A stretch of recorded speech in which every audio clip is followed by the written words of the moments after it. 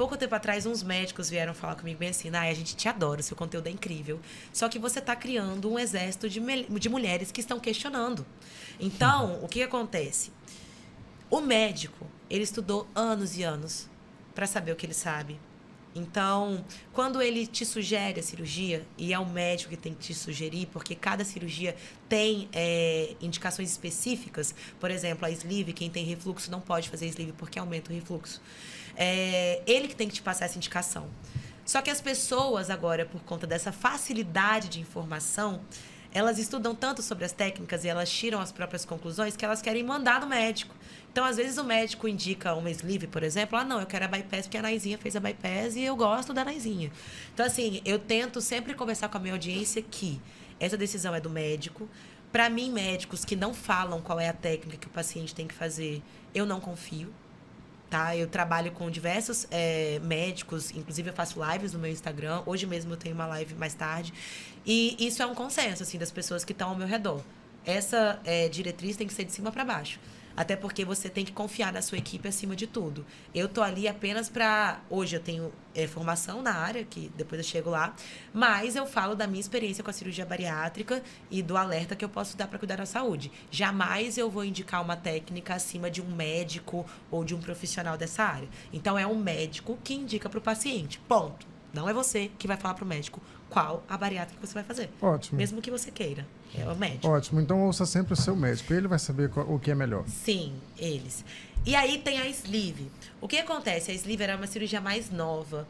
E poucas pessoas sabem, mas existe um seriado chamado Quilos Mortais, que é do Dr. Now. Que são aquelas pessoas extremamente super obesas que fazem cirurgia bariátrica. E que geralmente, quando a gente fala em bariátrica, todo mundo pensa, olha, bariátrica é só para aqueles super obesos.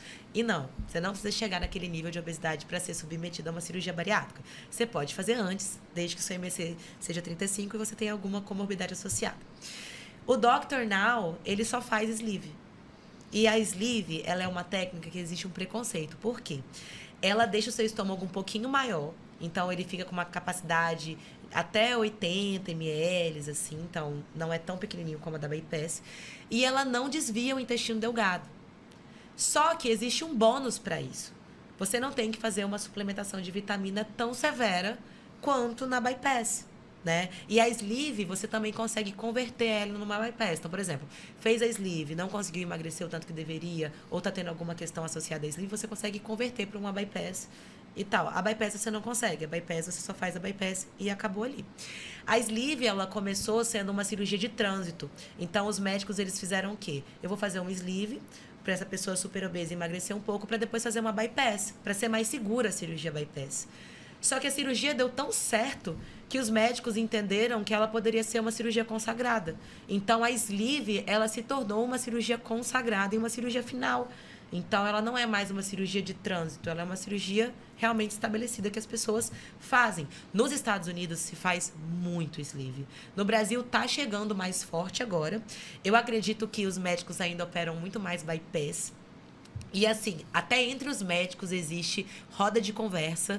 E qual é melhor? Tem médico mais tradicional que defende uma técnica, tem médico que já defende outra, tem médico que opera as duas. A gente tem que entender que em todas as áreas, seja na nutrição, na medicina, existem vertentes de pensamento. E cada profissional vai seguir uma vertente e vai defender aquilo que ele acredita. Sim. Então, assim, a minha dica é, confie no teu médico. Porque se ele acredita numa vertente, se ele estuda essa vertente, se ele realmente se capacitou para aquilo, é melhor você escutar ele do que ficar colocando caraminholas na cabeça.